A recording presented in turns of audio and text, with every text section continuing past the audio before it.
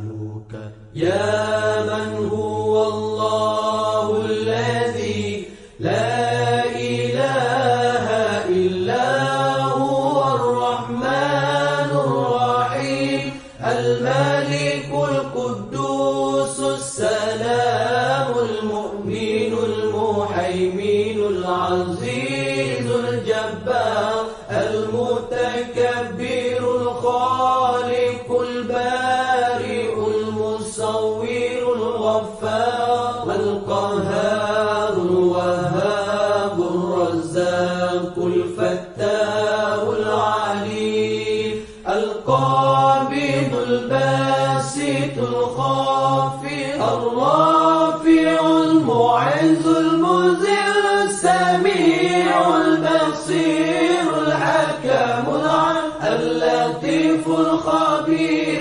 العليم العظيم الغفور الشكور العلي الكبير الحفيظ المقيم الحسيب الجليل الكريم الرقيب المجيب الواسع الحكيم الودود المجيد الباعث الشهيد الحق الوكيل القوي المتين الولي الحميد المحسن المبدع المعيد المحيي المميت الحي القيوم الواجد الماجد الواحد الصمد القادر المقتدر المقدم المؤخر الأول الآخر الظاهر الباطن الوالي المتعالي البر التواب المنتقم العفو الرؤوف مالك الملك ذو الجلال والإكرام المقسط الجامع الغني المغني المانع الضار النافع النور الهادي البديع الباقي الوارث الرشيد الصبور الذي ليس كمثله شيء وهو السميع البصير اللهم صل أفضل الصلاة على أسعد المخلوقات كسيدنا محمد وعلى آله وصحبه وسلم عدد معلوماتك ومداد كلماتك كلما ذكرك ذاكرون وغفل عن ذكره الغافلون.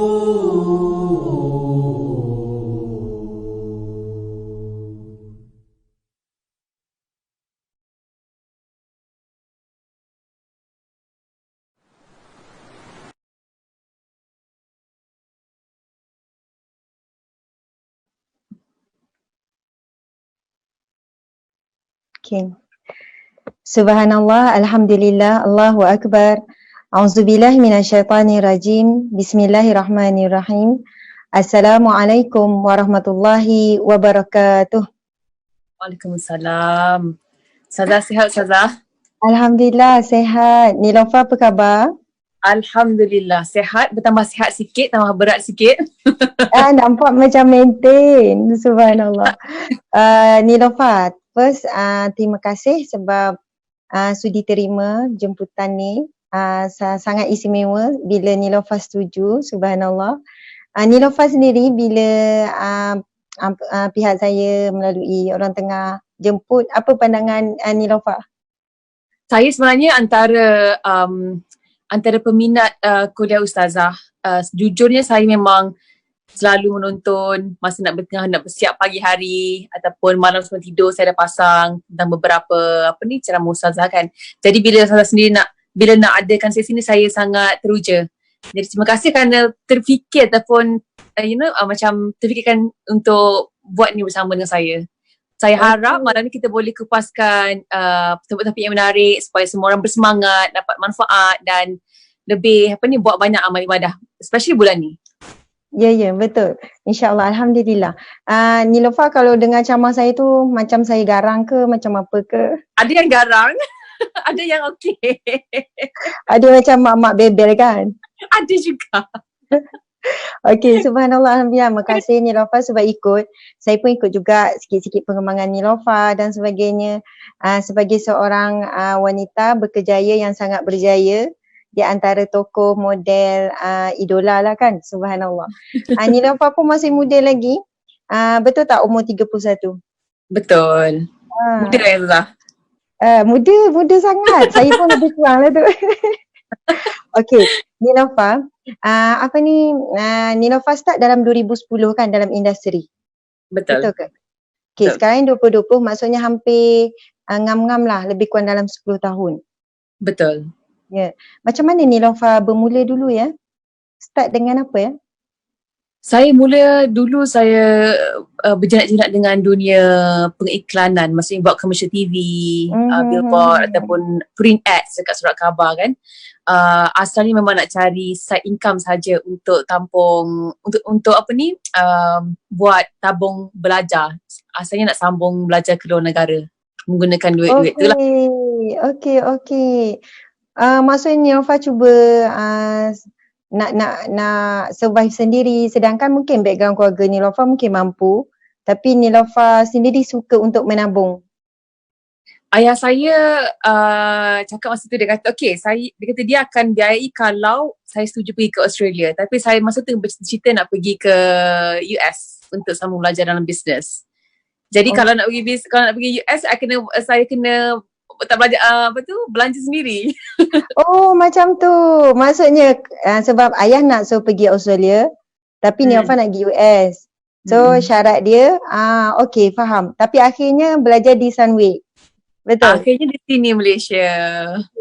Okey, subhanallah, alhamdulillah. Okey, Nilofa, masya-Allah. Sebagai permulaan kita pada malam ini, supaya malam Ramadan ini kita sama-sama jadikan majlis kita ni majlis ilmiah. Kan, memang majlis ilmu pun insya-Allah salah satu taman syurga. Jadi insya-Allah kita sama-sama memulakan dengan bacaan Ummul Kitab Al-Fatihah. A'udzubillahi minasyaitanirrajim. Bismillahirrahmanirrahim. Alhamdulillahirabbil alamin. Arrahmanirrahim. Maliki yaumiddin. Iyyaka na'budu wa iyyaka nasta'in. Ihdinas siratal mustaqim.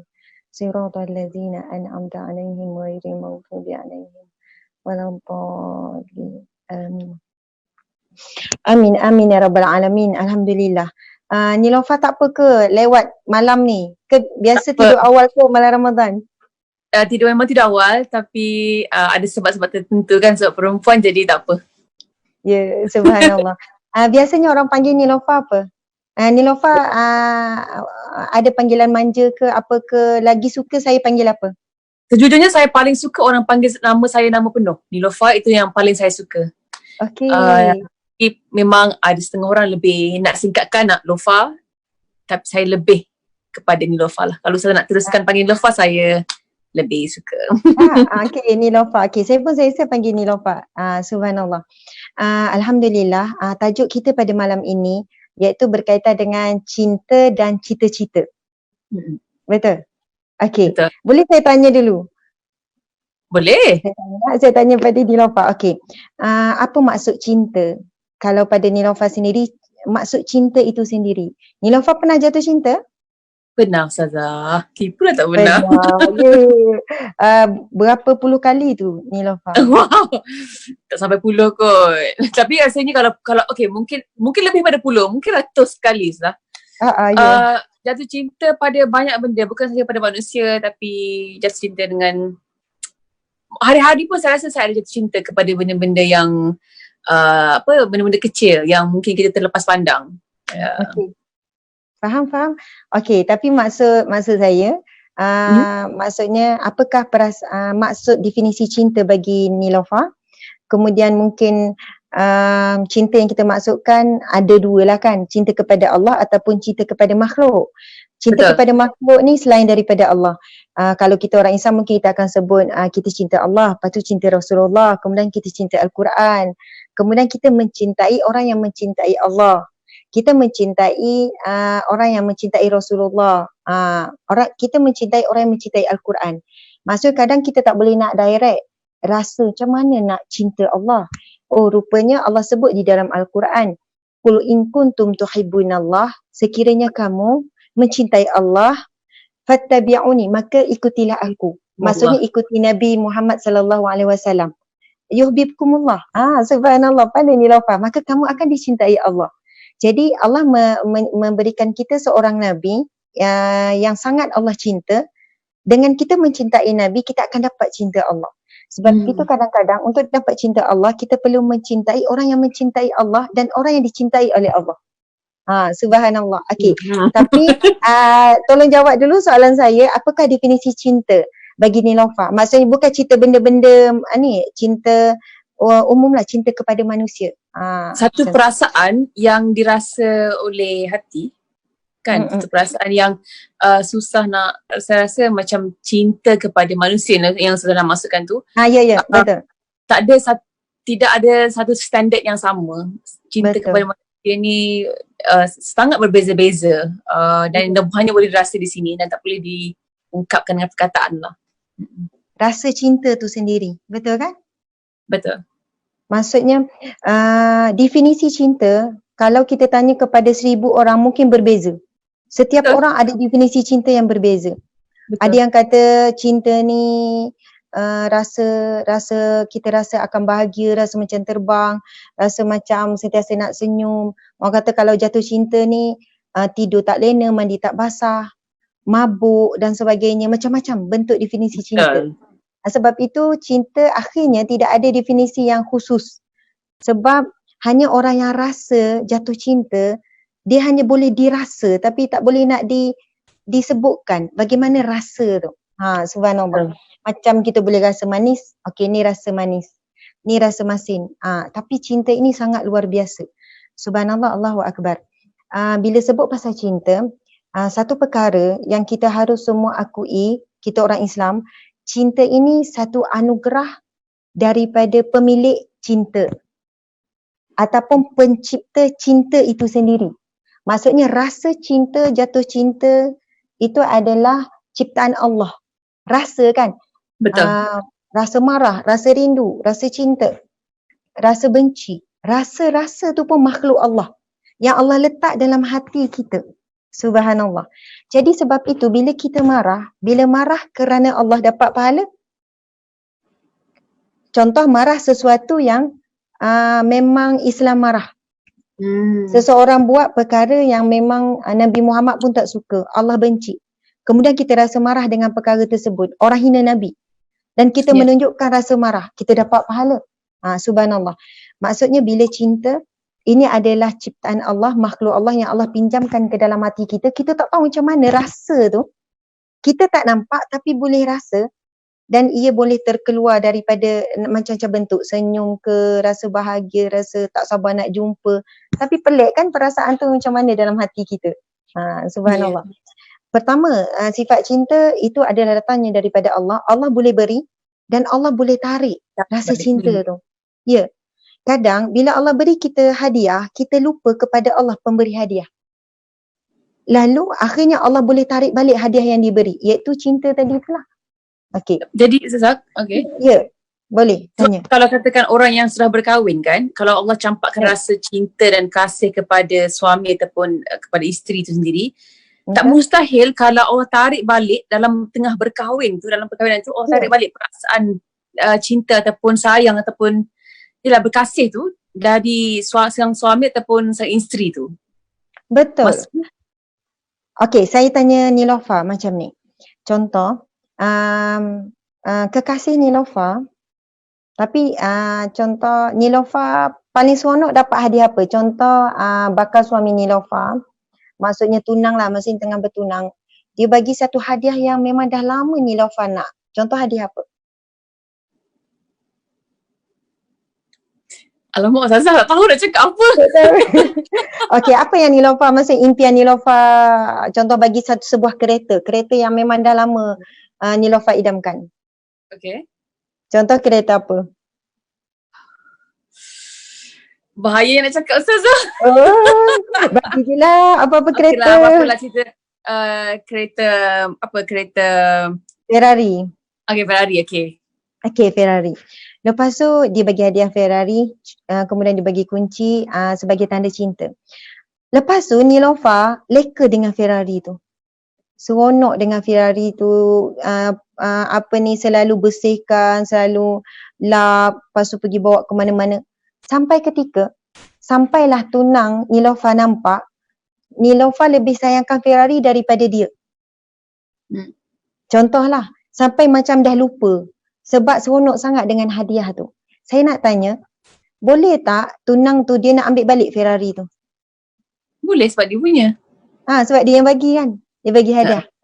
Dia kata, oh awak bila sudah bagi hadiah, awak leka dengan hadiah ni, awak lupa pula pada saya. Contohlah.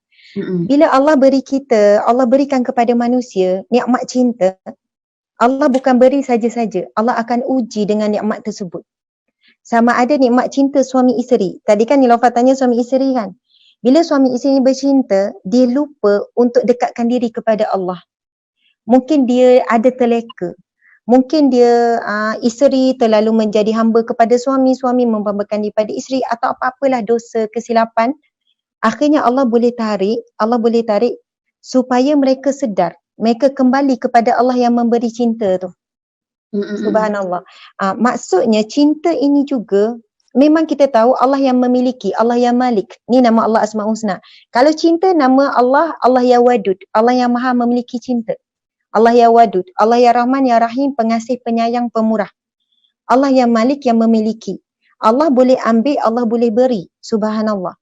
Jadi apabila Allah mengambil nikmat cinta daripada seorang suami dan isteri, persoalan seterusnya, mustahil tak Allah nak pulangkan semula? Mustahil? Boleh. Boleh. Tak ada yang mustahil. Tak mustahil pula. Ya, betul. Sebab macam dulu kan Nilofa, saya dulu kerja sebagai kaunselor perunding cara rumah tangga. Jadi memang biasa. Masalah suami isteri dah kahwin 15 tahun, 20 tahun, dah kahwin lama. Sama ni bahagia, tiba-tiba rasa macam tawar hati, dah tak rasa ni nak berpisah, nak ni dan sebagainya. Banyak macam lah ujian kan. Tapi bila kita kata, okay, buat masa ni jangan fikir lagi nak bercerai, jangan fikir ni lagi, tolong dalam tempoh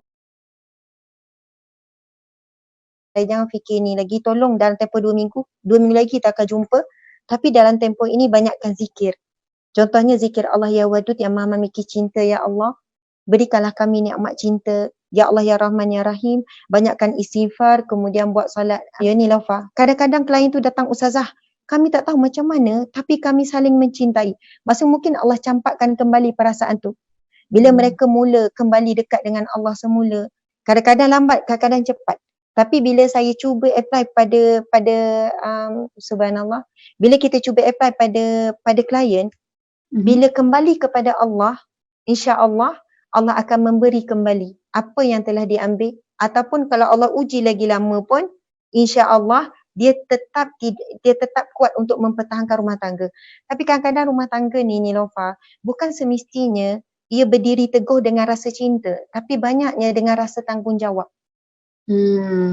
Cinta membina sebuah perkahwinan, tapi yang melangsungkan perkahwinan adalah tanggungjawab. Betul. Walaupun selepas tu mungkin tawar dengan sikap, rasa macam dah nikah baru tahu tak best sangat pun, dia bukan bagus sangat pun, dah nikah baru kenal panggil sebenar. Banyak kawan saya cakap macam tu. Macam mana tu? Jadi Nilofa rasa takut nak kahwin ke? Tak takut, taklah takut, tapi rasa macam ni, rasa macam frust dengan feedback mereka tu yang macam tak payah kahwin lagi, tak payah kalut-kalut sangat, nanti sama je. Kalau dia kata kalau aku dulu, aku nak tunggu dulu macam tu. Jadi banyak yang negatif daripada yang positif. Tapi saya selalu terfikir kalau lah dengan kita dah jatuh cinta dengan manusia, kita dah boleh jadi mabuk, berangan, terbang kat angan-angan. Macam mana rasa kalau kita jatuh cinta betul-betul dengan Allah SWT? Itu saya rasa saya mungkin tak pernah rasa lagi. Saya tak sampai ke tahap itu lagi, saya rasa. Okay, subhanallah. Bila Nilofa sebut pasal cinta jadi mabuk. Cinta ni tempatnya di mana? Ni? Di hati kan, kita sebut di hati. Hati ini dalam anggota badan kita ia adalah umpama raja kan, betul tak? Betul. Raja. Jadi bila kita jatuh cinta kepada seseorang, ni kita belum jatuh cinta kepada Allah. Bila kita jatuh cinta kepada seseorang, kita akan jadi hamba kepada yang kita cinta. Sebab apa? Hati ni adalah raja. Bila hati ditawan, jadi kita ni seolahnya sedang ditawan. Contoh bila hati kita ditawan oleh raja kan, bila raja ditawan, semua fikiran, mungkin tangan, mungkin kata-kata, mungkin kaki, bila kata okey kita jumpa sekian-sekian, kaki pun cepat je melangkah. Bila sekian-sekian sebab raja sedang dipegang. Jadi kita akan ada maksudnya akan ada kesan kita menjadi memperhambakan diri kepada seseorang itu. Bukanlah Betul. dalam bentuk yang negatif semata-mata ya. Macam Ustazah, kalau orang tu dah mabuk bercinta, nak pergi hantar makanan lah, nak pergi jumpa bila mata pun, call 3 pagi pun angkat phone lah, macam gitulah. Cakap agam orang bercinta kan. Ya. Memang begitulah. Maksud kita sebab Nabi pun sebut dalam hadisnya, ala inna fil jasadi mudghah.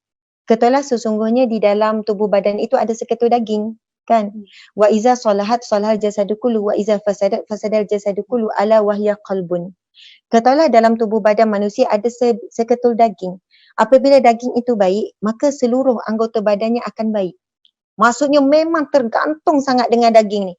Namun apabila daging itu buruk, maka buruklah seluruh anggota badannya. Dan Nabi kata katakanlah itu adalah hati. Maksudnya kalau hati seseorang itu baik, akan keluar perkataan yang baik. Akan keluar mata pandang pun walaupun benda tu nampak negatif tapi dia tengok juga dah bentuk yang positif. Tangan pun akan menulis yang baik, kaki pun melangkah yang baik. Sebab itu sangat penting hati ini sebenarnya menjadi hamba kepada siapa. Kalaulah hati ini dipegang oleh dunia, akhirnya akan jadi hamba dunia. Hati ini kalau jatuh cinta kepada dunia, bangun nak tidur fikir pasal dunia. Esok apa? Okey, esok plan apa gini-gini.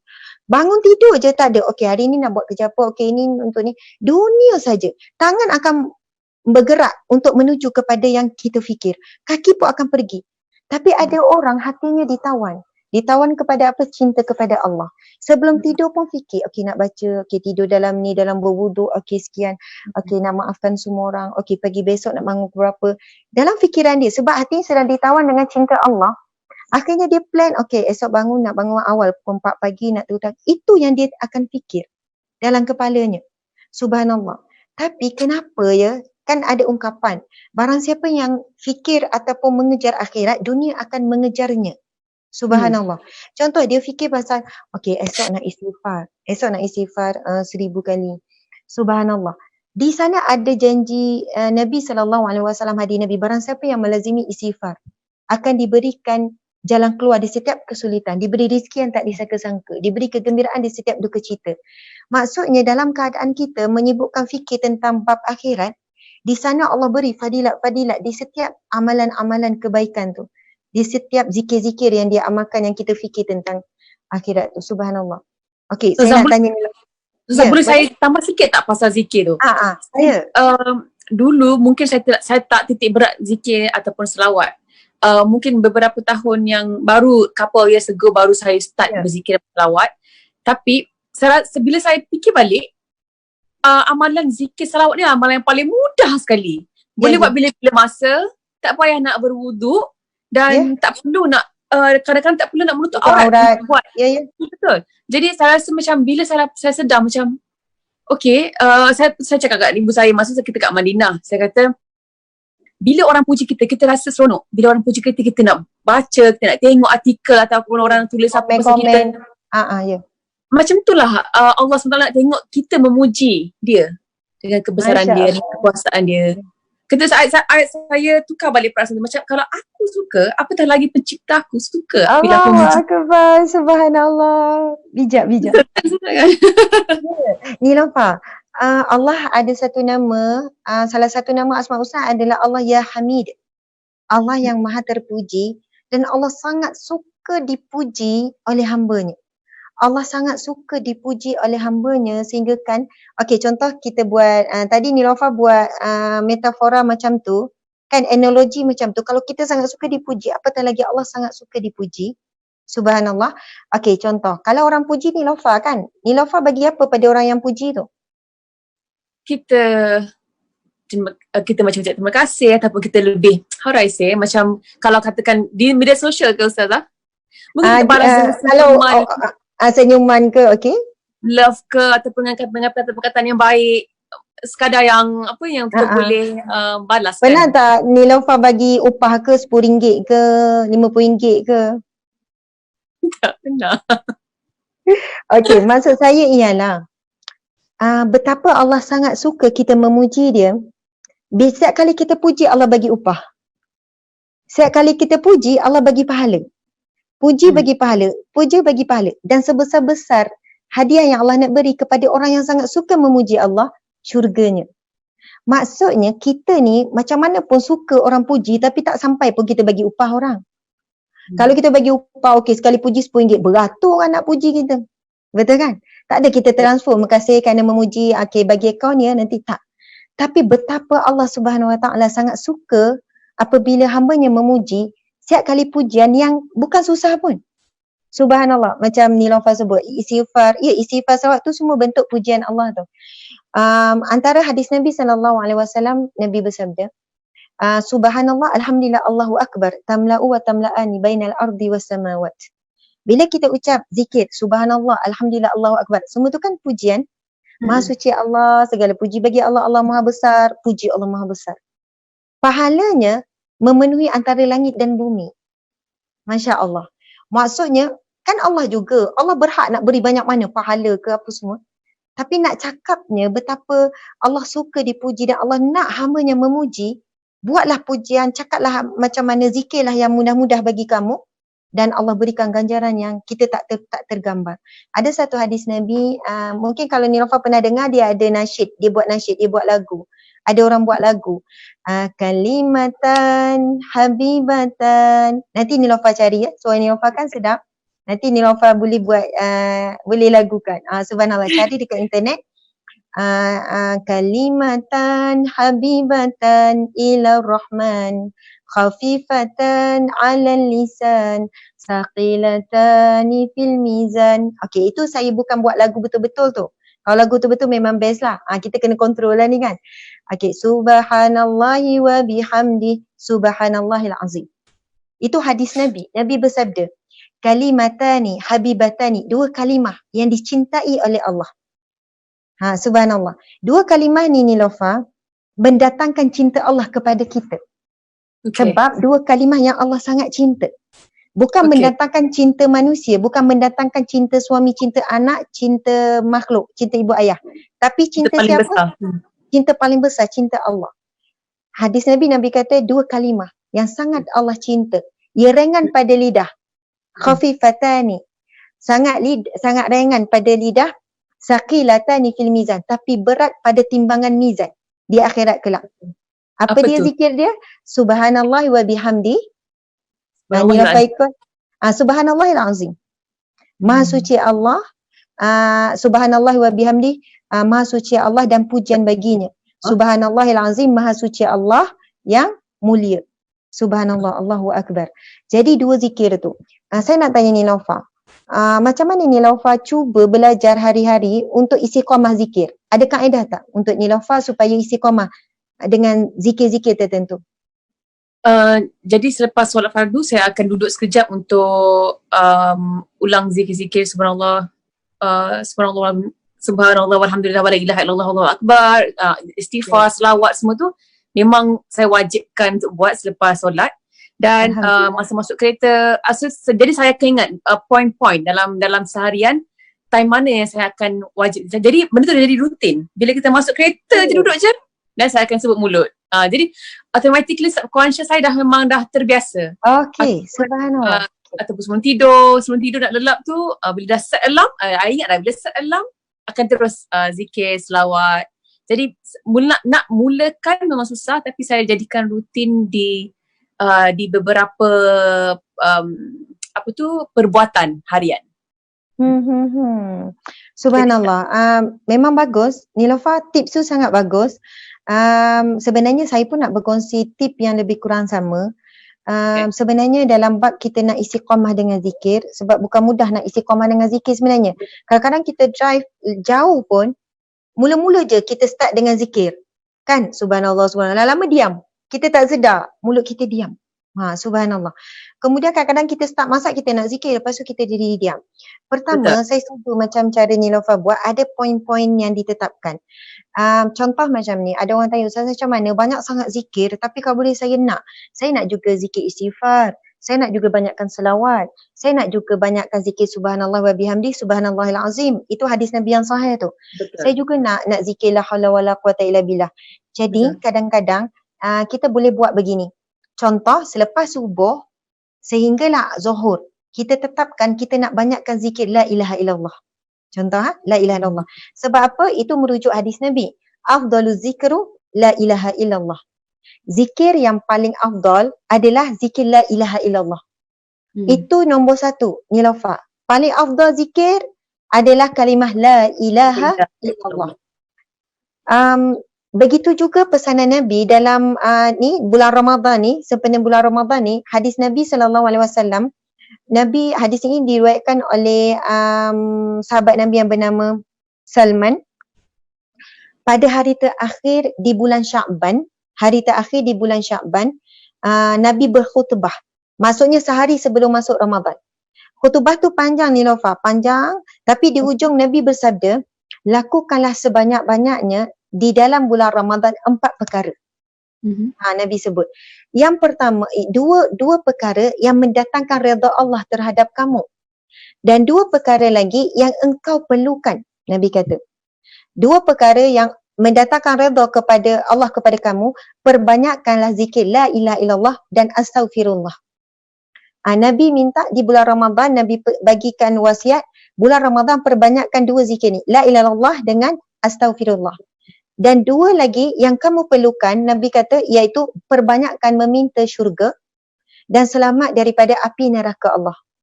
Okey, subhanallah. Nilofa, contoh, kita boleh mula. Sebab apa? Waktu yang paling panjang antara jarak solat subuh ke zuhur. Contoh, kita mula besok, start pada subuh ke zuhur, kita cuba letak mindset kita, perbanyakkan zikir la ilaha illallah. Jadi kita tak perlu macam nak fikir, nak zikir ni. Kadang lepas solat kita nak zikir semua, sampai ketiga kadang kita rasa macam, ada benda nak buat lah, ginilah. Lepas tu kita jadi tertinggal, lepas tu kita rasa macam zikir laju-laju. Jadi kita terus set subuh ke zuhur, la ilaha illallah. Masak ke, pakai baju ke, masuk duduk rehat ke, buat apa, menyapu ke, la ilaha illallah, la ilaha illallah, la ilaha illallah. Terhenti sekejap, okey, lepas tu ingat balik, la ilaha illallah, la ilaha illallah. Sampai zuhur, kita letak pula mindset, okey, start zuhur sampai asar adalah zikir astaghfirullah, contoh. Astagfirullah, kejap-kejap, lepas tu berhenti, astagfirullah. Okey, kita letak pula contoh lepas asar, ini terpulang, ini cadangan. Nak letak mana-mana zikir terpulang pada masing-masing. Start asar pula, kita pun bagi tahu anak-anak, kalau saya lah, okey, start asar sampai maghrib, sekarang kita zikir pula subhanallah wa bihamdi. Maghrib sampai isyak mungkin subhanallahil azim. Okey, ataupun nak letak lepas asar selawat sampai maghrib, kita nak banyakkan selawat masa tu. Contoh, maghrib dengan isyak tu pendek, mungkin adalah nak zikir panjang sikit ke, sekian-sekian sambil-sambil uruskan anak apa semua. Isyak sampai tidur, contohnya nak zikir apa. Lepas tu esok nak set zikir lain, contoh, terpulang. Tapi biasanya kalau kita setting begitu, kita akan lebih fokus. Kita tak perlu fikir, kita fokus zikir tu je, sekian-sekian. Ada orang buat begitu. Kemudian ada sahabat saya, subhanallah, bila saya tengok rumah dia buat macam ni. Macam rumah kan. Ini saya bagi tip kepada suri rumah. Tapi alhamdulillah ramai yang buat tips ni. Kata Ustazah, saya penat lah kat rumah saya gini dengan anak dengan ni. Saya rasa macam kadang tak semangat ini. Okey. Jadi cadangannya di setiap ruang kita letakkan zikir-zikir tertentu. Okey, contoh macam ni. Ada orang bila kat dapur dia dah tulis satu zikir. Di dapur dia banyakkan zikir subhanallah, contoh kan. Subhanallah. Jadi bila masuk je ruang dapur dia subhanallah, subhanallah. Buat kerja je subhanallah, subhanallah, subhanallah. Bila ruang tamu, masa ngemang-ngemang ruang tamu ada zikir tertentu.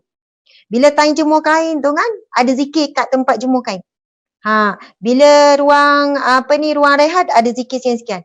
Bila time gosok baju, dia ada zikir dia dah siap tampal. Jadi dia kata Ustazah subhanallah, bila dah buat zikir-zikir di ruang-ruang tu, masuk bilik zikir apa. Jadi dia rasa tak rasa rugi pun duduk lama-lama kat situ. Bila gosok baju yang sama ni rasa macam ni daripada gosok baju baik aku pergi ngaji Quran daripada aku gosok baju. Tak ada. Gosok baju tu sambil dia nak perbanyakkan zikir yang dia tetapkan. Subhanallah. Sebab tak terlintas kan sebelum ni? Kita mungkin tak terlintas nak buat begitu. Macam Nilofa, dah set dalam kereta nak zikir apa? Nilofa banyak ke atas kereta? Banyak. Banyak waktu atas kenderaan. Ada orang, mungkin adakah atas kenderaan tu laluan yang sama? Rumah ke office kan macam mana? Laluan yang sama. Laluan yang sama. Okey, ada sahabat saya dia buat macam ni. Dia dah tahu untuk sampai ke pejabat ada 10, contoh ada 5 traffic light. Dia akan buat satu traffic light ke satu traffic light ada zikir dia. Traffic light ni ke traffic light ni zikir lain. Jadi dia kata, menarik. Jadi dia kata bila berlaku jam, dia tak rasa pun ralat. Bahkan dia rasa macam, jam lagi banyak aku boleh zikir. It's okay. Jadi dia relax. Okay, zikir pertama ni la ilaha illallah. Traffic light kedua hingga ketiga zikir ni. Time laju, alamak sikit je dapat zikir. Macam tu. Kadang-kadang kita stres kan, jam ke sunat cepat apa semua.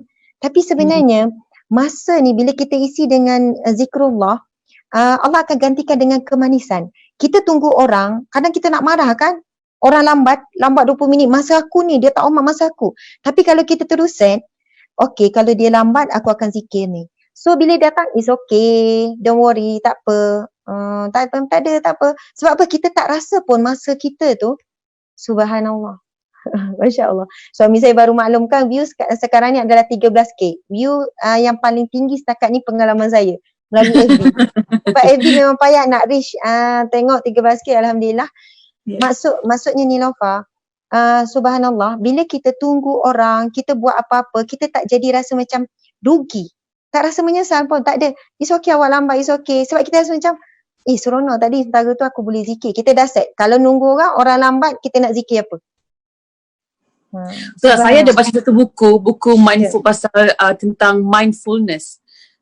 Saya tahu kalau dalam bahasa Melayunya apa perkataan mindfulness tu.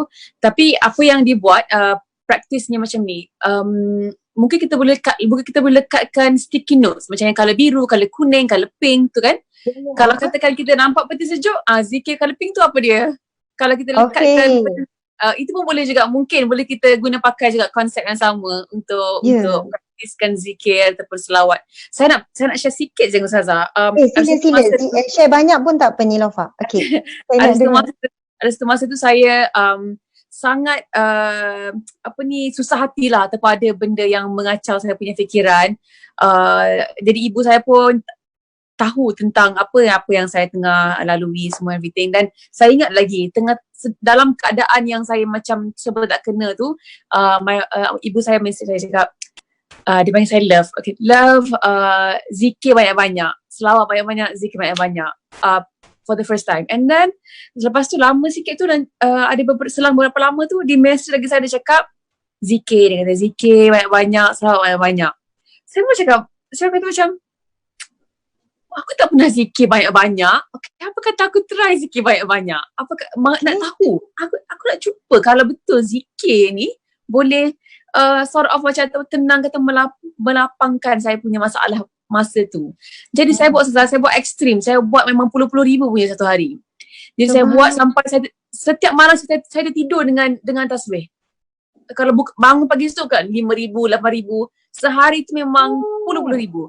Saya buat dalam masa yang agak lama, dan saya Masya Allah, dia punya efek tu saya tak boleh nak cakap dekat orang. Dia punya lapang dan sejuk dada tu macam mana rasa dia. Jadi bila sekarang kan, kalau kata, sebab tu saya rasa macam zikir, selawat, istighfar ni antara benda yang kena ada dalam hidup kita sehari-hari. Wajib. Okay, Nilofa. Bila Nilofa ada masalah stres, Nilofa rasa macam mana? Dada. Sempit. Kita rasa macam kalau kata kita stres, kita terlalu fikirkan masalah, alamak dunia ni macam mana aku jenis, kita akan rasa macam kecilnya, macam tersepit kan. Tapi sebenarnya dengan zikir tu membantu kita untuk kita nampak kita lebih positif, kita lapang, kita rasa kita boleh semakin tersenyum, dan kita boleh melepaskan masalah tu, dan ada kebergantungan yang yang lebih besar lah. yang kuat. Okey, subhanallah. Antara hikmah zikir ni memang sangat besar, sangat luas, sangat ni fadilatnya. Nilofa, yang menyempitkan hati dan melapangkan hati adalah Allah. Allah ya khafid, Allah ya wasid, Allah ya basid, Allah ya wasid, Allah yang maha melapangkan dan Allah yang maha menyempitkan hati. Sama ada Allah akan menyempitkan hati kita, biasanya hati manusia akan sempit dengan hal dunia dan akan lapang dengan hal akhirat. Hati kita akan sempit bila kita lupa Allah dan kita membesarkan makhluk Allah. Hati kita akan jadi lapang bila kita ingat Allah. Sebab itu bila kita sebut zikir hasbi rabbi jallallah ma fi qalbi ghairullah. Cukuplah Allah bagiku, tidak ada di dalam hatiku. Saya memang sensitif dengan zikir sebab arwah tu saya memang favorite arwah tu saya. Subhanallah, zikir kan.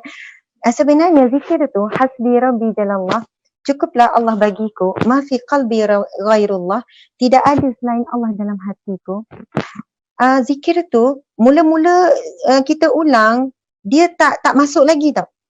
Lama-lama bila dia masuk sikit-sikit, pengulangan ni memang sangat penting. Pengulangan macam Nilofa sebut sampai ribu-ribu kali. Bila dia masuk, cukuplah Allah bagiku, sampai ketika kita rasa macam masalah yang besar tadi tu, masalah yang besar, Allah akan kecilkan masalah tu. Allah akan kecilkan bagi kita.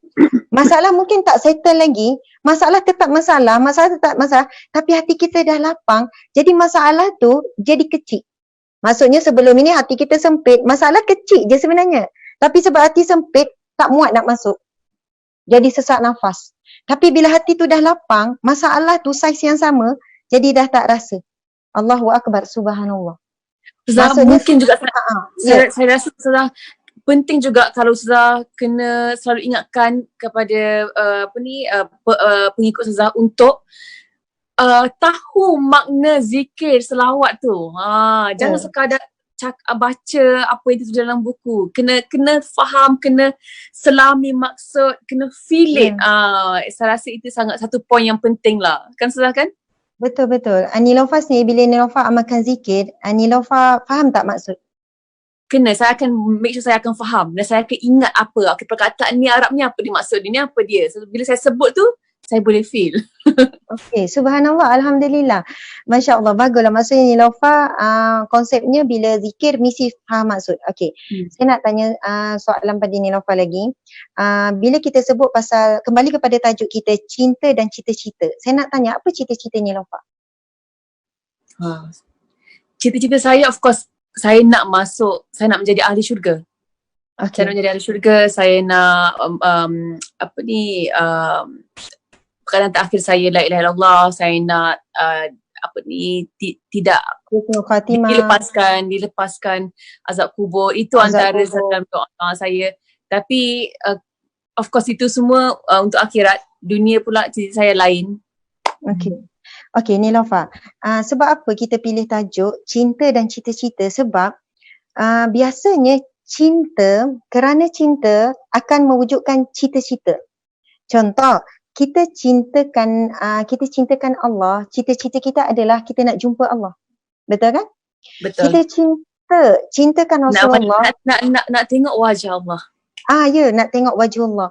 Lepas tu bila kita jatuh cinta kepada Rasulullah daripada kisah-kisah, kita punya cita-cita adalah nak jumpa Rasulullah.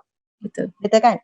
Okey, Nilofa contoh, untuk cita-cita dunia Nilofa nak jadi maksudnya artis sekian-sekian. Dan Nilofa memang berusaha sedaya upaya untuk berada pada target tu. Betul atau tidak? Betul. Nilofa berkorbankan masa, tenaga, plan itu plan ini, sama juga macam untuk Nilofa hijab, sama juga dengan banana susu pisang. Susu pisang Nilofa tu kan. Maksudnya Nilofa ada target, ada cinta, maksudnya ada cinta kepada yang Nilofa target, Nilofa cinta apa yang Nilofa buat. Jadi Nilofa ada target, ada cita-cita, betul kan? Maksudnya buat sungguh-sungguh waktu betul. Kalau masa fashion buat sekian-sekian, untuk design tudung sekian-sekian, untuk ni sampai target. Dan kebanyakannya saya nak tanya, Nilofa boleh capai tak target yang Nilofa letak tentang cita-cita dunia? Alhamdulillah ada yang tercapai Ustazah. Dan saya rasa banyak tercapai sebab tengok memang satu pencapaian Nilofa. Dan ia bukan satu perkara yang Nilofa buat sambil-sambil tapi buat dengan betul-betul sungguh-sungguh dengan tim all out. Betul atau tidak? Okey. Sekarang Nilofa ada cita-cita nak alam barzah dalam keadaan yang selesa. Ada cita-cita nak selamat daripada azab kubur. Ada cita-cita untuk dapat syurga Allah, jumpa Nabi Muhammad. Itu cita-cita kita semua sebab kita ada cinta. Kita cintakan perkara tu. Macam mana kita boleh cinta untuk alam kubur sekian-sekian, nak mati husnul khatimah? Sebab kita telah diperkenalkan oleh ustaz-ustaz kita, penceramah apa semua, mati husnul khatimah sekian, alam kubur kalau indah kubur kita jadi macam taman syurga. Jadi kita jatuh cinta, betul kan? Lepas tu kita ada cita-cita. Namun saya nak tanya pada Nilofa pada malam yang barakah ini, adakah Nilofa buat betul-betul sungguh-sungguh untuk menggapai cita-cita alam barzah? Cita-cita untuk bertemu Rasulullah, untuk bertemu Allah. Adakah Nilofa dah buat pengorbanan? Maksudnya secara ni. Okey, subhanallah. Jujur saya cakap, saya mungkin tidak cuba sehabis baik lagi untuk mendapat apa yang saya inginkan untuk akhirat. Banyak lagi benda yang saya perlu perbaiki, banyak lagi yang saya perlu pertingkatkan, tambahkan. Sebab tu saya berani cakap, saya kata mungkin saya tak pernah jatuh cinta betul-betul lagi dengan Allah. Allahu Akbar. Sebenarnya bukan Nilofa je, saya pun sama. Saya tanya tu bukan sebab saya dah ready. Sebenarnya Nilofa, kita semua yang ada bersama dengan dengar pada malam ini, kita sebenarnya bila kita letak cita-cita akhirat, tapi usaha kita tak sama dengan ikhtiar kita untuk cita-cita dunia. Cita-cita kita untuk alam kubur, untuk di padang mahsyar, nak titian sirat tu berjaya, direct ke syurga, tak jatuh ke neraka. Tapi kita punya ikhtiar ataupun usaha kita tak sebagaimana untuk capai cita-cita di dunia. Sebab itu insya-Allah pada malam ini saya nak kongsikan satu doa. Sebenarnya doa ni dah biasa. Yang pertama doa ni biasa, yang kedua pun sebenarnya bagi setengah orang biasa. Sebab tadi kita cerita pasal zikir. Jadi macam mana nak jadi ahli zikir? Bukan mudah. Sebenarnya ada orang yang Allah pilih untuk jadi ahli zikir. Maksudnya dia ni sentiasa ingat Allah, buat apa-apa untuk Allah, buat apa-apa ikhlas kerana Allah, sentiasa tujuannya adalah Allah. Jadi antaranya adalah doa daripada hadis Nabi SAW yang Nabi ajar kepada sahabat. Saya baca, Nilofa ikut sama ya. InsyaAllah kita baca dengan maksud. Okey. Bismillahirrahmanirrahim. Bismillahirrahmanirrahim. Allahumma a'inni ala zikrika. Ala zikrika. Ala zikrika wa syukrika wa husni ibadatika.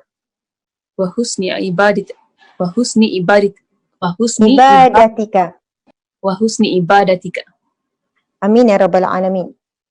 Okey, maksudnya ialah Nabi pesan setiap kali selepas solat, ada juga riwayat mengatakan setiap kali lepas sujud, masa ketika sujud yang akhir, jangan tinggalkan doa ini. Nabi pesan. Subhanallah.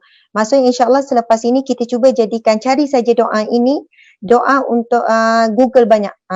Maksudnya sebut saja doa untuk berzikir kepada Allah, nanti akan keluar. Allahumma a'inni ala zikrika. Maksudnya adalah, ya Allah, bantulah aku dalam mengingatimu. Subhanallah. Wa ala syukrika, dan dalam bersyukur kepadamu. Wa ala husni ibadatika, dan dalam memperelok dan memperindah amal ibadahku. Sebab apa? Contohkan kalau saya kata kepada Nilofa, tolong ingat saya ya, Nilofa. Bukan. Saya cakap macam ni. Nilofa, bantu saya untuk ingat Nilofa. Kalau saya minta macam tu, Nilofa, boleh tak bantu saya supaya ingat Nilofa? Bagi alam pada saya setiap hari supaya saya ingat pada Nilofa. Contoh. Saya tahu, kenapa sampai macam tu? Saya tak boleh lah anak ni. Tapi kita minta dengan Allah, ya Allah, bantulah aku dalam mengingatimu. Sebab apa? Apabila doa itu makbul, contoh di bulan Ramadan, kita doa itu Allah makbulkan permintaan kita, akhirnya Allah pilih kita di kalangan ahli zikrullah. Maksudnya, subhanallah, di kalangan orang yang sentiasa ingat Allah. Sebab Allah akan pilih Ada orang ni Lofa, saya jumpa beberapa orang-orang soleh, lidah dia tak berhenti zikir. Masa kita tanya dia soalan, maksudnya adalah guru-guru kan. Bila dia zikir je sel. Tapi bila tanya soalan dia jawab. Lepas jawab zikir, jalan zikir. Kemudian kita tanya orang yang selalu bersama dengan dia. Dia kata subhanallah guru ni, syekh ni memang zikir saja. Tapi orang cakap dia dengar, dia akan jawab. Lidah dia tu nak tidur zikir, bangun tidur je zikir. Maksudnya dia di kalangan orang yang Allah beri dia nikmat, lidah tu sentiasa zikrullah. Sebab itu kita kena minta tolong dengan Allah. Allahumma a'ini, ya Allah bantulah aku ala zikrika. Dalam berzikir.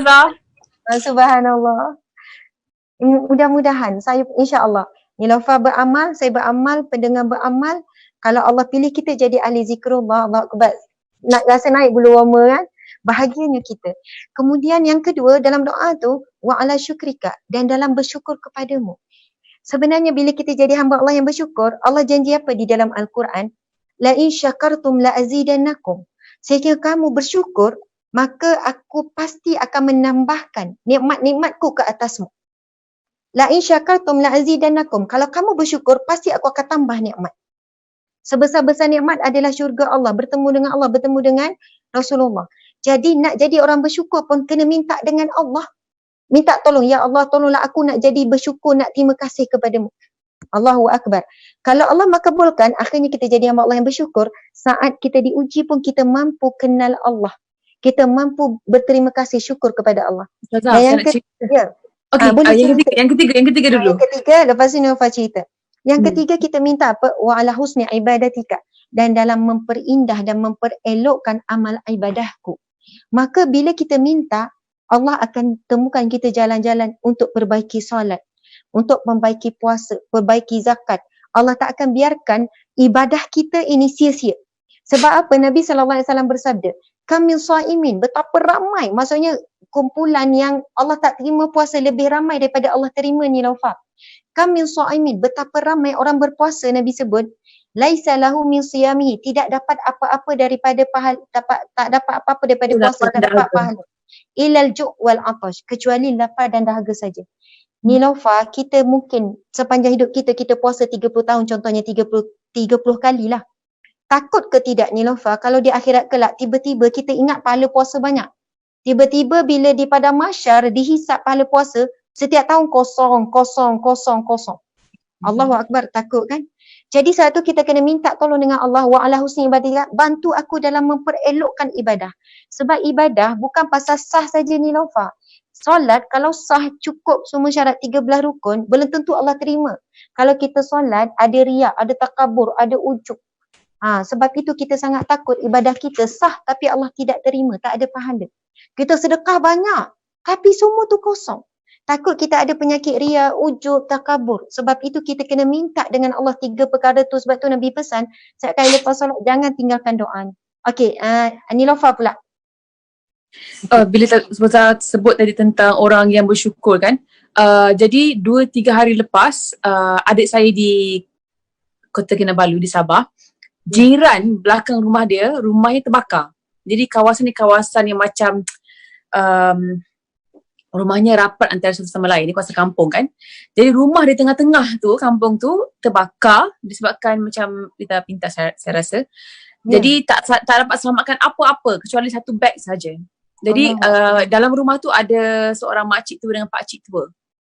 Dan di keliling rumah tu rumah-rumah lain yang lebih kecil saiznya. Jadi adik saya sempat berjumpa mungkin 1 jam selepas kebakaran tu, 1 jam je selepas, dia pun pergi jumpa mangsa kebakaran tu, makcik-makcik tu, saya cakap, adik saya cakap, dia kata, makcik kena makcik sabar kan, dia kata dia risau, makcik kena redha, dia kata, kalau tak redha nanti Tuhan marah. Makcik akan bawa semua ni nanti kalau makcik mati, dia kata ini semua sementara di dunia saja, dia kata macam tu.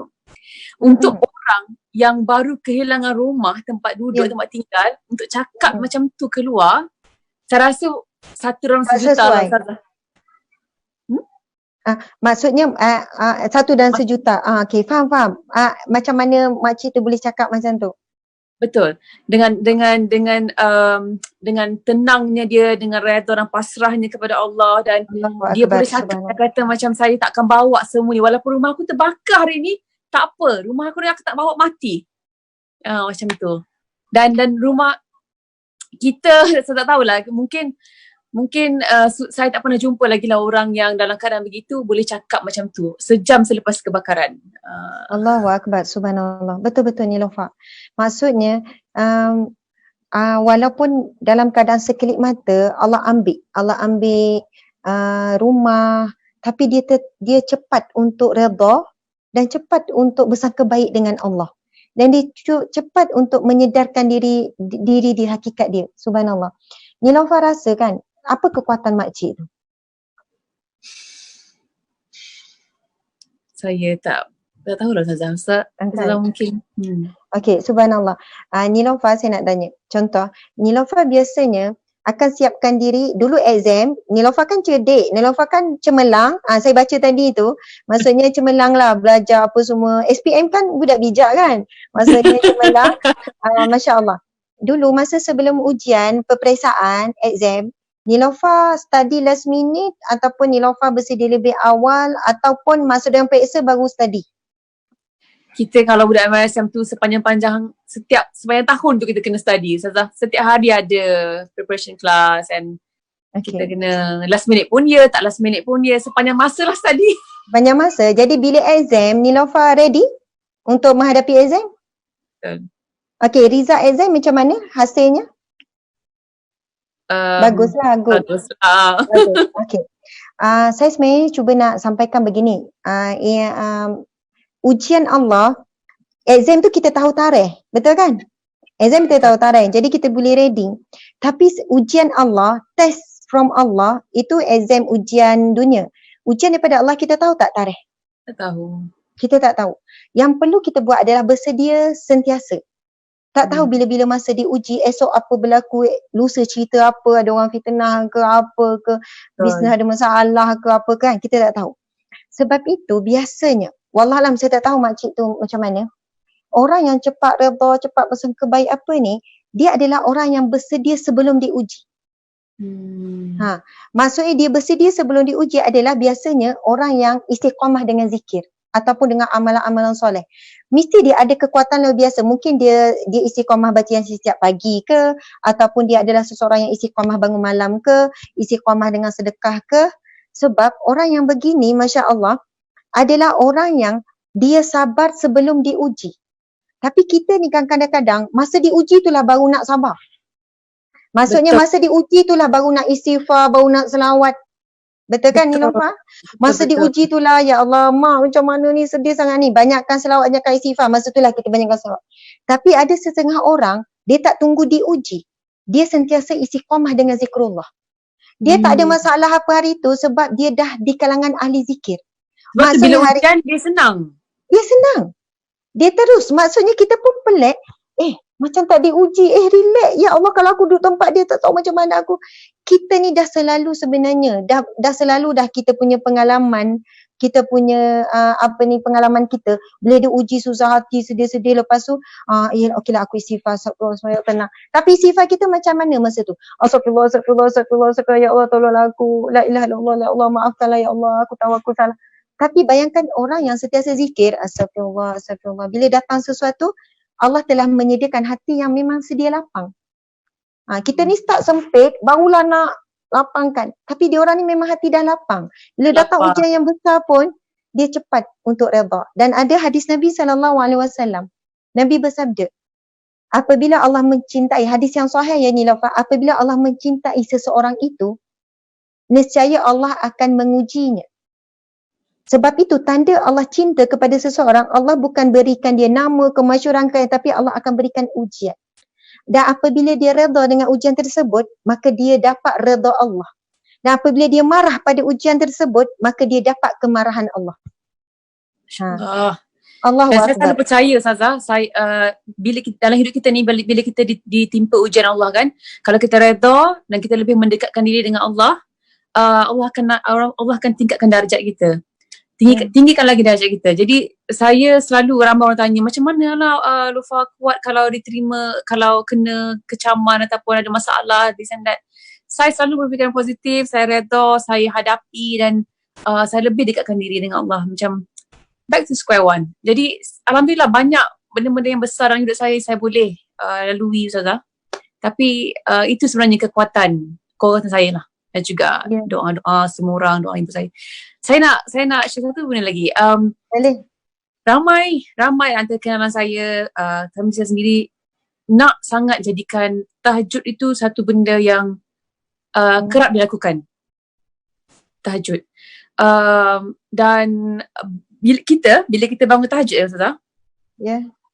Kita rasa macam wah tahajud, susahnya nak bangun, tapi kalau bangun tu wow bestnya kalau dapat bangun tahajud.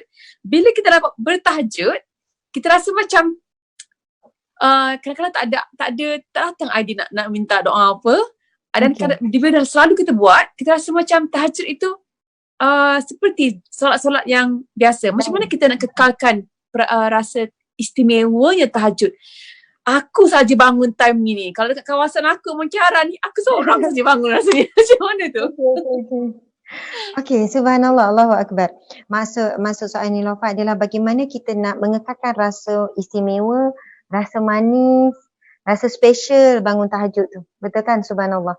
Kan kalau kita dapat sesuatu tu jarang-jarang baru kita rasa macam menghargai. Tapi bila dah selalu dah hilang. Okey, subhanallah. Kadang ada orang tanya, Ustazah macam mana bila malam kita nak boleh menangis? Bila mungkin kali masa tengah ada masalah boleh menangis, tapi kalau tak ada masalah kita susah nak menangis dan sebagainya. Contoh kan, kalau kita dah jatuh cinta pada tahajud, contoh kita dah jatuh cinta pada tahajud, kita jadi hamba kepada tahajud, kita rasa macam seronok tahajud, subhanallah. Lalu kita akan menikmatinya setiap kali, walaupun setiap malam dah berturut, tapi setiap kali tu kita akan rasa istimewa. Seumpama macam kalau macam Nilofa kan, Nilofa buat ada tak perkara yang Nilofa buat hari-hari tapi Nilofa tetap bila buat tu rasa seronok? Apa dia? Tengok movie ke contoh? Ada tak? Ada perkara yang tak rasa pun boring bila buat tu, mesti baca buku macam tengok Instagram. Betul. Maksudnya macam mana? Bukan tengok Instagram saja. Kalau saya tengok Facebook kan, dia tengok Instagram. Contoh tengok Instagram, kita tak pernah rasa macam boring. Dan kita tak pernah rasa macam, dan setiap kali tu kita rasa macam kita akan menghati, kita lupa benda lain. Betul kan? Kita akan rasa macam masa tu pun kalau tengah berdiri pun kita tak sedar kita berdiri dah 10 minit. Betul. Padahal benda yang sama je kita tengok Instagram. Betul. Ada kita rasa nak ni, dan setiap kali kita ada masa dengan Instagram, itu adalah masa istimewa. Dan kita penat-penat pun kadang tu kita rasa sekejap aku nak rehat, rehat pun dengan Instagram. Betul. Subhanallah. Sebenarnya soalan Nilofa tu sama juga. Persoalannya kadang baca Al-Quran, lama-lama sekali baca rasa nikmat. Bila saya suruh baca rasa macam biasa je. Sebenarnya kita kembali kepada apa yang kita bincang pada malam ini, iaitu kita buat bukan dengan rasa cinta. Dan kita belum jatuh cinta kepada tahajud, belum jatuh cinta. Dan kita nak jatuh cinta macam mana Nilofa? Kita kena tahu, betul kan? Tahu kelebihan tahajud, kelebihan bangun malam, baca tentang kelebihan bangun malam, kelebihan Al-Quran, jadi ahli Al-Quran dan sebagainya. Jadi insya-Allah kita nak share satu doa untuk merasa cinta ni. Cinta kepada ibadah-ibadah ni. Sebab daripada Allah juga untuk datang rasa cinta ini.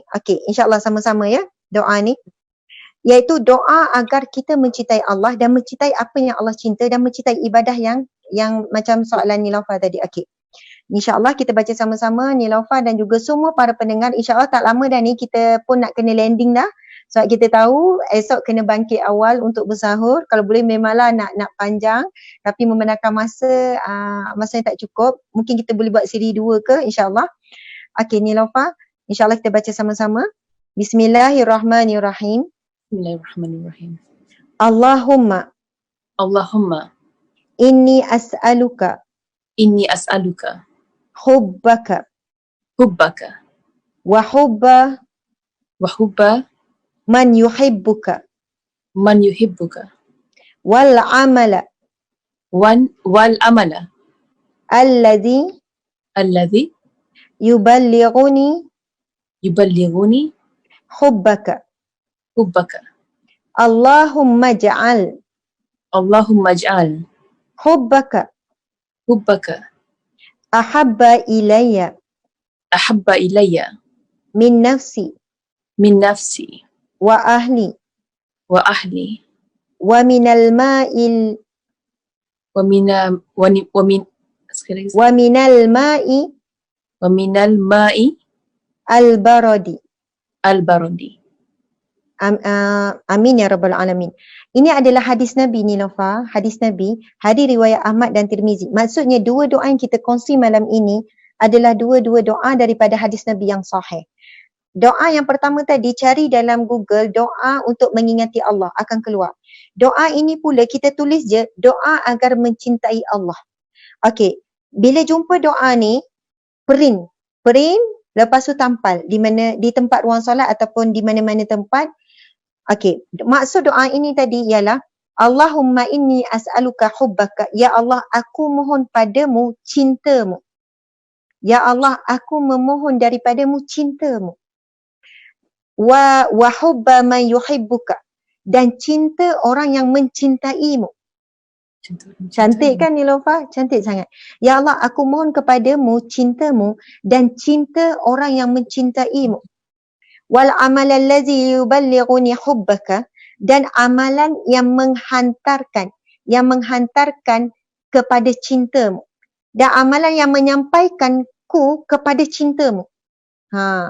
Kemudian sambung lagi, Allah maj'al hubbaka. Ya Allah, jadikanlah kecintaanku kepadamu lebih aku cintai daripada cintaku pada diriku sendiri, keluargaku dan daripada air dingin. Subhanallah. Jadi pertama kita minta, ya Allah, kurniakanlah aku cintamu. Dan ya Allah, kurniakanlah aku cinta orang yang mencintaimu. Dan amalan yang mendatangkan cintamu. Dan berikanlah aku cinta kepadamu melebihi aku cintakan diriku, ahli keluargaku dan air yang dingin. Subhanallah. Air dingin ni mewakili dunia lah. Maksudnya sesuatu yang menyejukkan hati kita, menyejukkan diri kita. Masya Allah. Doa ini adalah doa daripada hadis Nabi, amalan Nabi SAW. Jadi ia menjawab persoalan Nilofa tadi. Kita minta dengan Allah, cinta Allah. Kemudian kedua, cinta orang mencintai Allah. Orang yang mencintai Allah. Contoh kisah Rabi'ah Adawiyah. Kan? Ini kan kita tahu ia adalah seorang wali Allah di kalangan wanita. Rabi'ah Adawiyah, bila time dia bercinta dengan Allah, bermunajat, beribadah, berzikir, ada satu kisah Rabi'ah Adawiyah yang memang pelik kisah dia. Lepas dia tunaikan solat, lepas dia solat, dia nampak ada darah mengalir. Rupanya dia tak sedar, rumah dia runtuh. Maksudnya atap rumah runtuh. Dia tak sedar dia dihempap. Dia tak sedar ketika dia memunajat, pada hari-hari dia buat tu. Dia memuji Allah, dia berzikir, tak sedar pun, tak dengar, tak perasan apa. Sebab dia dapat cinta Allah dan dia dapat nikmat mencintai Allah. Kan Nilofa tanya, tak tahu macam mana nak jatuh cinta kepada Allah. Inilah doanya. Inilah jawapannya. Kita perlu baca doa ini sampai kita perlu minta. Perlu minta. Bukan usaha. Usaha penting, tapi minta dulu. Kalau Allah makbulkan bulan Ramadan, lalu Allah makbulkan permintaan kita, lalu Allah beri kita nikmat jatuh cinta kepada Allah. Allahu Akbar. Kemudian Nilofa, cerita Rabi'ah Adawiyah kan. Dia tak rasa ni, sakit semua tak rasa. Cuma dia nampak darah, dia pun pelik darah apa. Subhanallah, betapa. Bayangkan Nilofa, kalau kita solat Nilofa, rasanya kalau gatal, terasa tak gatal masa solat? Rasa gatal, sakit pinggang ke, pening kepala rasa. Kalau ada lipas lah Nilofa, kita solat ada lipas dalam 10 meter. Nampak tak lipas tu? Nampak, mungkin dia melompat dah. Melompat. Maksudnya masa solat kita nampak semua. Kita dengar semua. Kita boleh, ya Allah betapa lekanya kita tak, sebab itu solat kita rasa biasa, tak rasa manis. Solat dah, okey nak solat. Maksudnya kita solat dalam keadaan bukan kita menikmati nikmatnya, kita bercakap dengan Allah kita ni. Jadi macam mana nak rasa, orang kata macam mana nak rasa seronok solat, nikmat solat, manis solat, rasa macam wah nak jumpa Allah specialnya. Sebab apa? Kita tak dikurniakan Allah rasa cinta terhadap ibadah yang mendapatkan cinta Allah. Sebab itu doa tadi tu, ya Allah berikanlah aku ibadah, amalan ibadah, amalan soleh yang mendatangkan cinta Allah.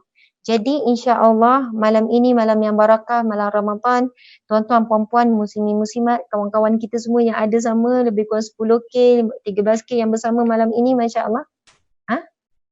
Okey, sekarang dalam 14K, mudah-mudahan dapat manfaat. Cari doa tu, mudah-mudahan Allah makbulkan. Saya nak tanya soalan yang terakhir pada Nilofa. Sebelum Nilofa mungkin nak tanya saya soalan terakhir Nilofa. Nilofa rasa kalaulah mati malam ni ataupun mati anytime lah malam ni ke, agak-agak rasanya layak tak masuk syurga Allah? Kalau mati malam ni lah. Saya sejujurnya saya tak pernah rasa layak, Ustazah. Tapi saya sentiasa yakin yang Allah akan masukkan saya ke syurga. Tapi saya tak pernah rasa layak. Okey, subhanallah. Nilofa tak layak, saya tak layak, kita semua tak layak untuk syurga Allah. Bahkan sahabat-sahabat Nabi sendiri pun tak pernah rasa mereka layak. Semua tak pernah rasa. Saya nak cerita kisah Saidina Osman sikit je. Saidina Osman bila dia melintas kubur Nilofa, satu hari dia pengsan. Dia terus pengsan. Kemudian sahabat Nabi angkat Saidina Osman sampai ke rumah, sedarkan dia, lalu bertanya, "Wahai Osman, kenapa kamu pengsan bila lintas kubur?" Nilofa, kalau lintas kubur rasa macam mana? Pernah pengsan ke, menggeletar ke?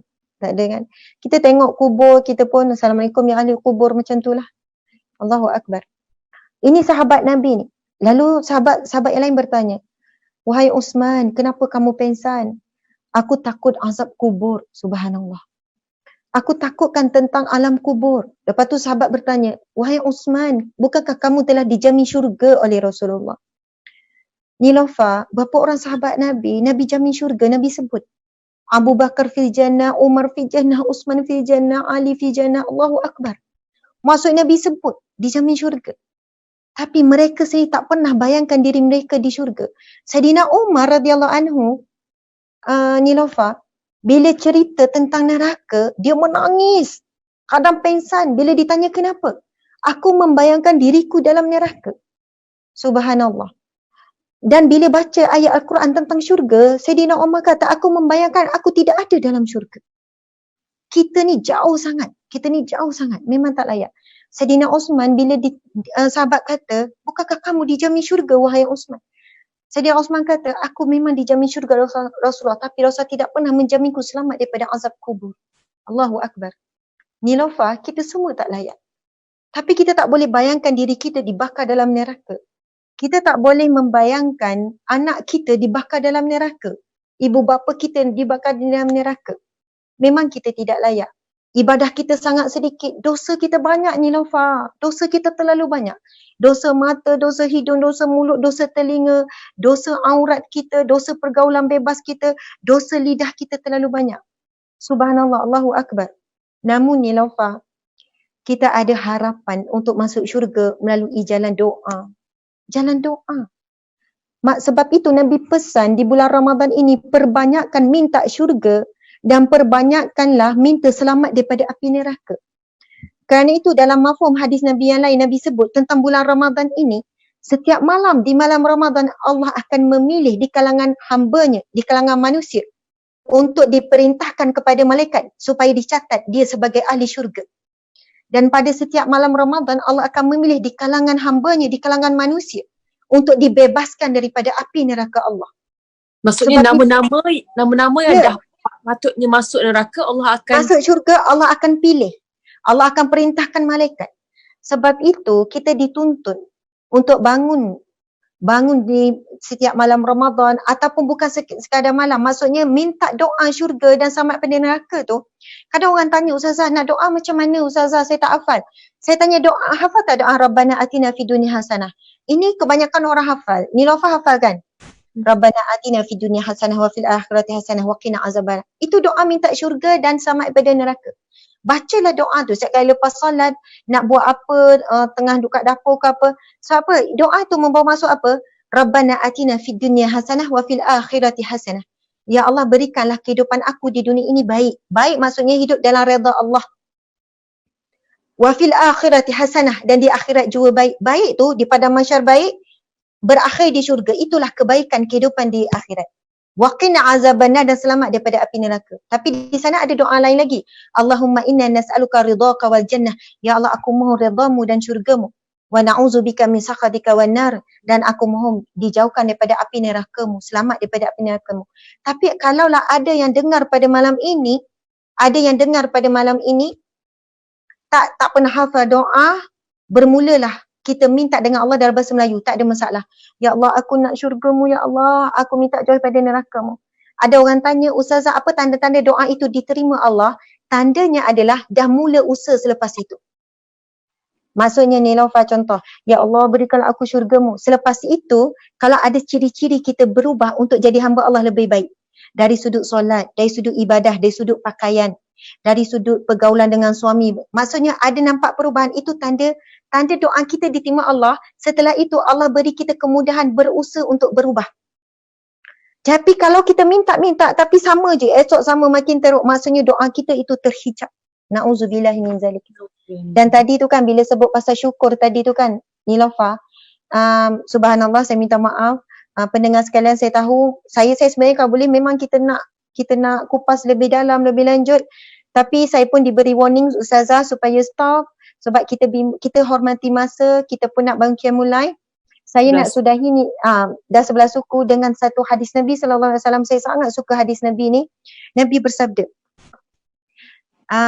ihfazillaha yahfazka.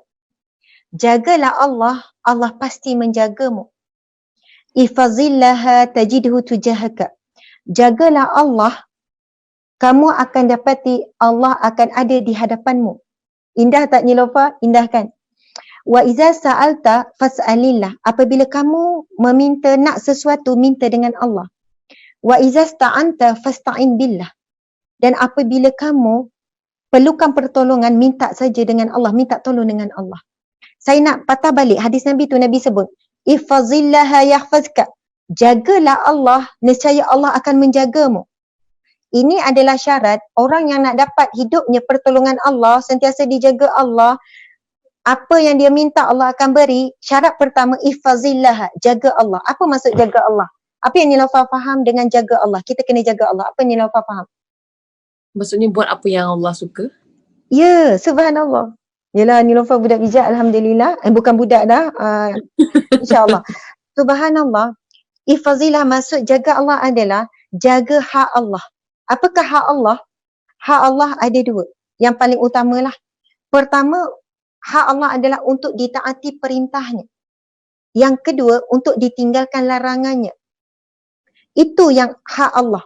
Bila kita tunaikan hak Allah, perintah Allah, kita cuba sedaya upaya kita cek apa lagi perintah Allah belum kita buat dia. Apa tu lagi? Okey, Allah suruh solat, Allah suruh zakat, Allah suruh puasa. Okey, apa lagi perintah Allah? Allah suruh jaga aurat, contoh. Kemudian, cek. Yang kedua, apa lagi larangan Allah yang masih aku buat? Ini maksudnya kita jaga hak Allah, maka Allah akan jaga kita. Bahkan bila time Allah menjaga kita, kita tak perlu minta. Allah dah beri apa yang kita perlu tanpa kita minta. Sebab Allah paling tahu apa yang kita perlu dalam hidup. Betul. Yang kita tahu apa yang kita mahu. Tapi Allah tahu apa yang kita perlu. Jadi Allah beri apa yang kita perlu. Hadis itu sebenarnya panjang. Nabi sambung lagi. Sekiranya seluruh makhluk di bumi berkumpul untuk memberikan keburukan kepadamu, nescaya tidak akan berlaku tanpa izin Allah. Maksudnya, seluruh manusia berkumpul buat untuk merancang kejahatan, keburukan kepada kita, bila dah Allah jaga kita ni, tidak akan diizinkan Allah. Tanpa izin Allah tak akan berlaku. Namun, apabila seluruh manusia berkumpul untuk memberikan kebaikan, tak akan berlaku juga tanpa izin Allah. Allahu Akbar, subhanallah. Nilofa, sekiranya kita doa dengan doa meminta cinta Allah tadi, lalu Allah memilih kita jadi hamba Allah yang Allah cinta, mencintai Allah, jatuh cinta kepada Allah, berkali-kali jatuh cinta, rindu nak jumpa Allah, nak jumpa Rasulullah, Allah akan isytiharkan di kalangan para malaikat. Ini hadis Nabi yang sahih yang lain, Nilofa. Nabi SAW bersabda, apabila Allah mencintai seseorang, Allah memanggil malaikat Jibril. Nilofa pernah dengar hadis ni? Pernah kan? Allah memanggil malaikat Jibril. Wahai Jibril, aku mencintainya. Maka cintailah dia. Aku mencintai si fulan. Wahai Jibril, aku mencintai si fulan. Maka kamu cintailah dia. Allah ni bila Allah cintakan seseorang hamba, Allah isytihar kepada malaikat, ketua malaikat iaitu malaikat Jibril. Lalu malaikat Jibril pergi berhadapan dengan semua malaikat, berkumpul semua, dan malaikat Jibril berkata, wahai para sekalian malaikat, sesungguhnya si fulan ini dicintai Allah, maka cintailah dia. Allahu Akbar. Maksudnya kalaulah kita di kalangan yang Allah cinta, Allah akan isytihar kepada para malaikat, kepada malaikat Jibril pula buat pengumuman. Ni manusia ini dicintai Allah. Namun yang kita takut ni Lofa, hadis itu ada sambungan. Dan apabila Allah benci, Allah murka kepada seseorang itu, lalu Allah berkata kepada malaikat Jibril, wahai Jibril, aku benci kepada dia, aku marah kepada dia. Lalu malaikat Jibril akan memberitahu sekalian malaikat sesungguhnya Allah membencinya. Lalu sekalian malaikat juga membencinya. Na'udzubillah min zalik. Mudah-mudahan insya-Allah mungkin Nilofa ada kata-kata akhir, berapa minit, berapa pun yang Nilofa perlukan. Banyak yang saya dapat malam ni Ustazah. Saya rasa saya tak pernah lagi dengar yang, ataupun tak pernah lagi disuruh untuk meminta syurga ataupun minta kasih sayang, cinta Allah, saya tak pernah. Mungkin ada dalam ceramah saya terlepas pandang mungkin. Jadi satu ilmu baru yang saya akan mula praktikkan daripada malam ni onward insya-Allah. Dan terima kasih banyak Ustazah kerana memilih saya untuk bersama live. Sekali lagi menjadi laluan ataupun medium untuk berkongsi dengan ramai follower saya di page ni, di page Ustazah. Dan terima kasih banyak. Semoga Ramadan kali ni membawa banyak keberkatan, keredaan kepada kita semua.